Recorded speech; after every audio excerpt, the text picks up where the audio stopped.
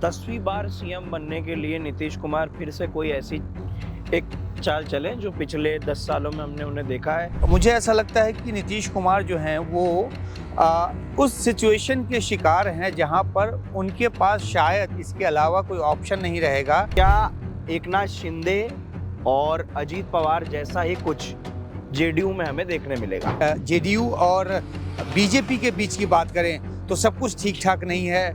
जो प्रधानमंत्री मोदी यहाँ पर आए, उन्होंने रैली की, उन्होंने रोड शो किया और उसमें नीतीश का शामिल नहीं होना, अब बीजेपी ने शामिल नहीं किया उनको या नीतीश शामिल नहीं हुए, दोनों ही बात एक जैसी है कि वो और एक जो गैप है वो दिखता है।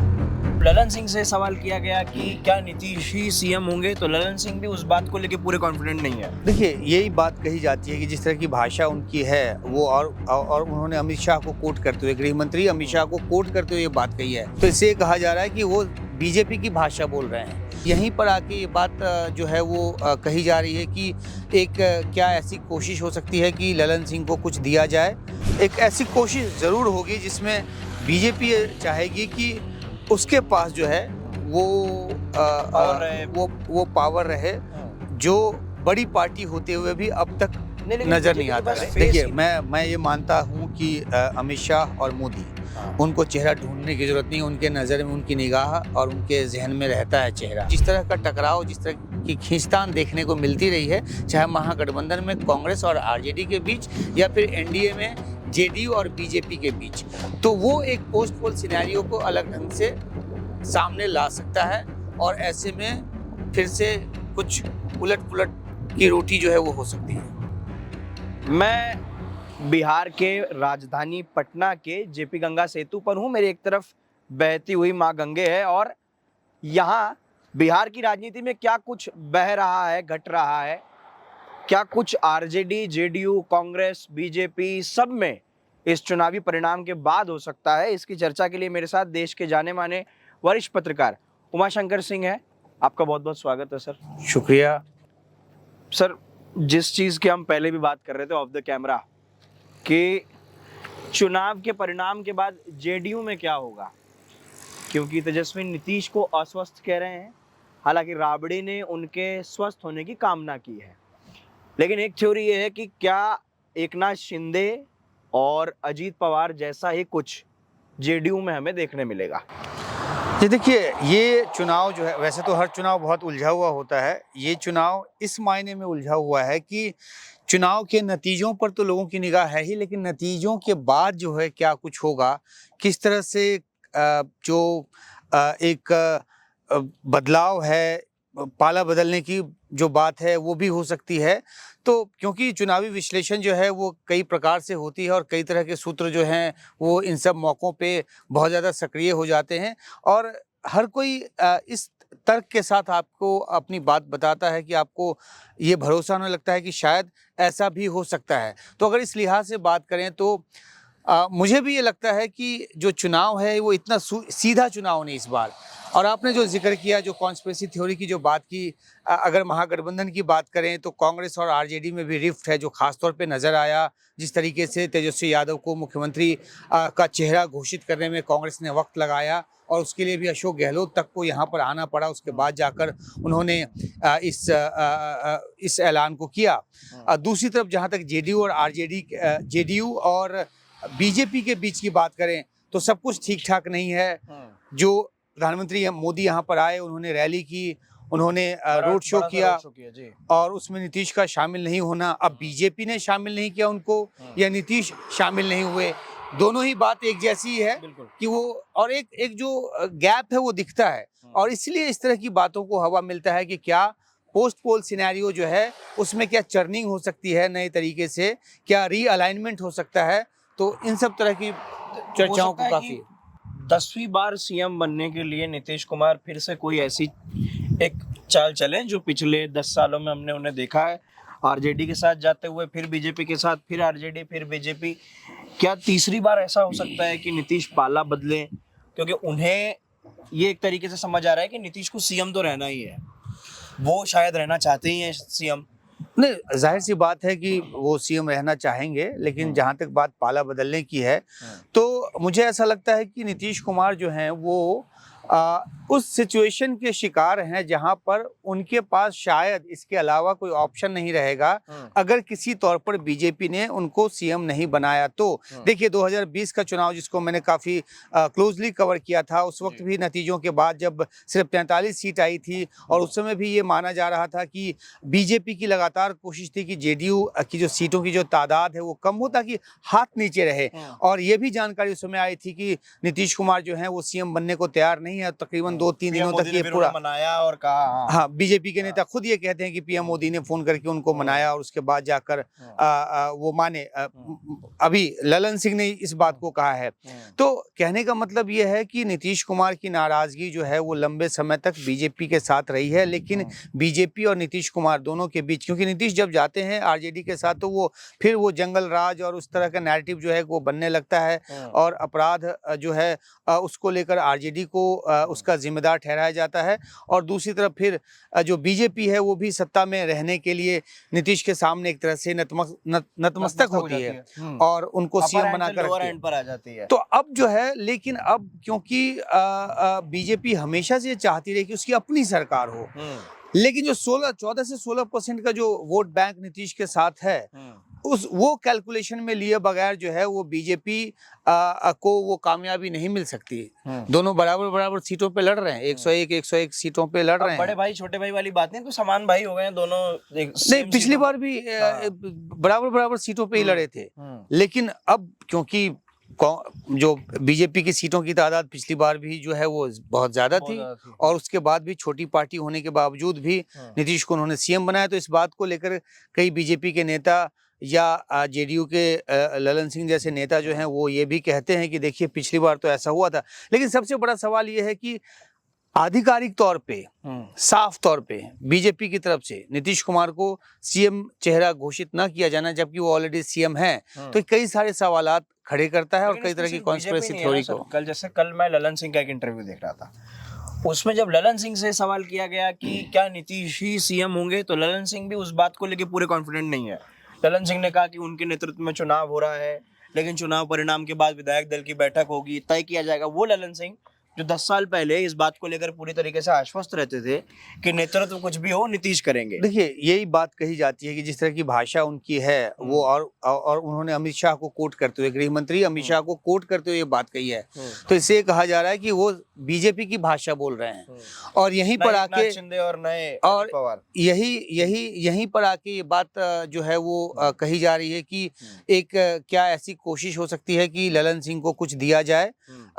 अब मुझे तो लगता नहीं कि बीजेपी सीएम ललन सिंह को बनाएगी और इस तरह से कोई बात आगे बढ़ेगी। कास्ट फिगर में माइनॉरिटी का चेहरा हो जाएंगे वो यहाँ की। लेकिन मुझे लगता है कि एक ऐसी कोशिश जरूर होगी जिसमें बीजेपी चाहेगी कि उसके पास जो है वो पावर रहे जो बड़ी पार्टी होते हुए भी अब तक नजर नहीं आता। बस फेस ही नहीं है सर। पूरे पैन बिहार की बात करें, वो एक बड़ा बक्सर प्रॉब्लम से है। लेकर किशनगंज और वहाँ सीतामढ़ी से लेकर नीचे गया नवादा तक, कोई भी एक पैन बिहार फेस नहीं है।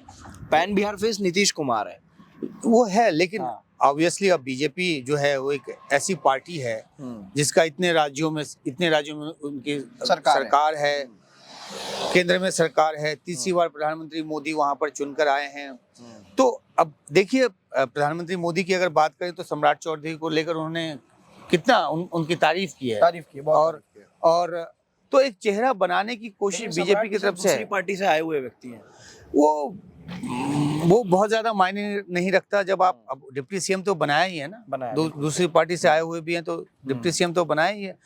तो अब चेहरे की जहां तक बात है तो कई बार नए चेहरे निकलकर इस रूप में सामने आ जाते हैं जब इक्वेशन आपके फेवर में आ जाए, तो आपका अगर आंकड़ों पे अपर हैंड हो जाए तो फिर चेहरे नए गढ़ लिए जाते हैं। बिल्कुल। अब आप देखो हरियाणा में, राजस्थान में तो सब जगह नए चेहरे ही हैं। नए चेहरे हैं, कोई ऐसा है नहीं कि आपको कहीं से मतलब खुदाई करके लाना है, आपके आसपास के लोग हैं उन्हीं में से बनाना है, बस आंकड़े आपके पक्ष में होने चाहिए। कहीं ऐसा भी हो सकता है सर कि ये तीसरी बार होगा जब तेजस्वी के नेतृत्व में चुनाव है, अगर परिणाम आरजेडी महागठबंधन के अनुकूल नहीं आए जैसे हमने 19 के चुनाव में देखा, 20 के चुनाव में देखा, हमने 23 के चुनाव, 23 बोल रहा हूँ, 24 के हमने लोकसभा चुनाव में देखा। अगर इसके अनुकूल नहीं आए तो क्या तेजस्वी का मेमोरेंडम, जिस प्रकार से वो हमलावर रहते हैं, कहते हैं कि मैं मतलब पैन बिहार मेरी छवि है, मैं लोकप्रिय हूँ, क्या इसमें एक बड़ा डेंट पड़ेगा? क्योंकि देखिए, आरजेडी, अगर आप 90 के दशक की बात करें तो लालू यादव जो हैं वो MY समीकरण लेकर आए थे, मुस्लिम यादव समीकरण, और वो बहुत बड़ी कामयाबी का आधार बना था। लेकिन कालांतर में अब सिर्फ MY समीकरण के बूते आरजेडी बहुत ज्यादा आगे कामयाबी हासिल नहीं कर सकती। अति पिछड़ा वर्ग जो है वो एक बहुत महती भूमिका निभाता है, जो 36% के आसपास है। तो उन वोटों को लुभाने की कोशिश भी हर पार्टी की तरफ से हो रही है। बात सिर्फ ये नहीं है कि कौन कौन से वर्ग का वोट आरजेडी हासिल करती है, बात यह है कि जिसके साथ गठबंधन में है वो क्या कर रही है। तो कांग्रेस पार्टी और आरजेडी के बीच का जो रिफ्ट है वो बहुत ज्यादा बढ़ गया था, इसका जिक्र हमने अभी किया। अब ऐसे में अगर आरजेडी का वोट कांग्रेस को नहीं ट्रांसफर होता है और कांग्रेस का वोट आरजेडी को ट्रांसफर नहीं होता है तो सीटों की तादाद घटेगी। पप्पू यादव से बात कर रहा था सर, उन्होंने इस बात पर सहमति जताई है कि आरजेडी का वोट कांग्रेस को नहीं आएगा। वही मैं कह रहा हूँ। तो बात वही है कि जब आपका जब ये कन्वर्जेंस नहीं होता ग्राउंड लेवल पर, तो ऊपर में आपने गठबंधन कर लिया और उसमें भी आप देखो ना कि कांग्रेस को, मुझे तो मेरी जो जानकारी वही कहती है कि पप्पू यादव ने ही बुद्धि दी कि अगर आपको अपने आप को मजबूत करना है तो आपको पहले उसको कमजोर करना होगा जिसका आप पिछलग्गू बन के, यानी कि सैटेलाइट बन के आप चल रहे हैं। तो क्या इस वजह से कांग्रेस ने खुद ये मैदान छोड़ने का एक तरीका अपना लिया कि तेजस्वी को पूरा कमजोर किया जाए? मैं ये मानता हूँ कि कांग्रेस में जो अभी भी जो ओल्ड गार्ड और न्यू गार्ड की जो लड़ाई है ना, वो अभी भी है। और जो न्यू गार्ड, जो कि युवा नेता हैं और उनकी जो टीम है, वो ये चाहते हैं कि कांग्रेस को अलग अलग राज्यों में मजबूत किया जाए। अगर आप उत्तर प्रदेश की बात करें तो वहाँ भी उस तरह की कोशिश हुई। हालांकि समाजवादी पार्टी के साथ 17 का चुनाव लड़े भी, लेकिन फिर उसके बाद विलगाव भी हुआ। तो कांग्रेस की जो दुविधा है कि अपने बूते अपना स्टैंड किसी स्टेट में मजबूत करें और जो सहयोगी पार्टी है या उसके साथ चलें या उसको छोड़कर, या मतलब उसको एक तरह से कमजोर करके नहीं बोलना चाहिए, लेकिन ये है कि अकेले चलें या साथ लेकर चलें, इस दुविधा में कांग्रेस रहती है। और उस दुविधा में उसको ना तो माया मिल रही ना राम। सर, एक मैं आपसे आखिरी सवाल और कर लेता हूँ कि इन सब के बावजूद क्या कुछ ऐसा होगा कि बीजेपी कोई नया चेहरा 1-1.5 साल सीएम, अगर एनडीए की सरकार आती है तो नीतीश को रखे, फिर कोई एक ऐसा चेहरा इंपोर्ट करे, जैसे आप राजस्थान हरियाणा का जिक्र कर रहे थे, कोई ऐसा चेहरा ढूंढे इस पूरे साल में, या फिर जेडीयू तोड़े या कुछ भी करे, लेकिन ऐसा एक नया चेहरा इंपोर्ट करे? देखिए, मैं ये मानता हूँ कि अमित शाह और मोदी, उनको चेहरा ढूंढने की जरूरत नहीं। उनके नजर में, उनकी निगाह और उनके जहन में रहता है चेहरा। मैंने जो पहले कहा उनके पास होगा, उनके जहन में होगी। बात होती है आंकड़े की। अगर आंकड़े आपके पक्ष में है तो आप अपना चेहरा, उस चेहरे को आगे रख के आप उनको सीएम बना दो। अगर महाराष्ट्र जैसा फिगर आया तो फिर उनको गठबंधन में ज्यादा तवज्जो देने की जरूरत नहीं है अपने घटक दलों को। अगर आपको बहुत ज्यादा सहयोग की, अब देखिए 101 सीट पे लड़ रही है बीजेपी, तो उसको तो 122 सीट नहीं आ सकती। तो गठबंधन में तो 132 आई थी। नहीं, मैं यहाँ कह रहा हूँ कि अगर 243 सीट में से अगर 101 पे बीजेपी 101 और जेडीयू 101 पे लड़ रही है, तो बीजेपी जब 101 पे लड़ ही रही है तो उसको तो 122-23 तो नहीं आएगा ना, जो आंकड़ा है। तो गठबंधन में तो जाना ही पड़ेगा। लेकिन अब यह है कि गठबंधन में कई और पार्टियां हैं जेडीयू के अलावा। जेडीयू की सीट की तादाद कितनी कम से कम तक रहती है, लेकिन इतनी भी रहे कि 122-23 का आंकड़ा 125 पिछली बार था। है कि जेडीयू को ज्यादा आ जाए बीजेपी से इस बार सीटें? ये मैं नहीं कह सकता, ये कहना अभी मुनासिब नहीं होगा, क्योंकि हम बात कर रहे हैं कि किस तरह की चर्निंग हो सकती है गठबंधन के बीच, और वो सब डिपेंड करेगा इस बात पे कि सीटें कितनी आती है।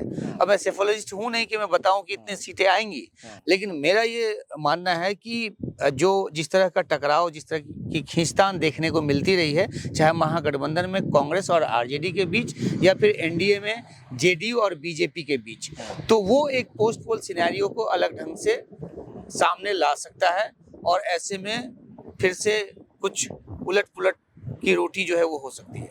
ठीक है, बहुत शुक्रिया सर। ये थे उमाशंकर सिंह। लगातार इस प्रकार के विश्लेषण रिपोर्ट्स आप हमारे साथ देख पाएंगे। तब तक के लिए मैं आकाश आपसे ले रहा हूँ विदा। आप देखते रहिए द न्यूज़ हंटर।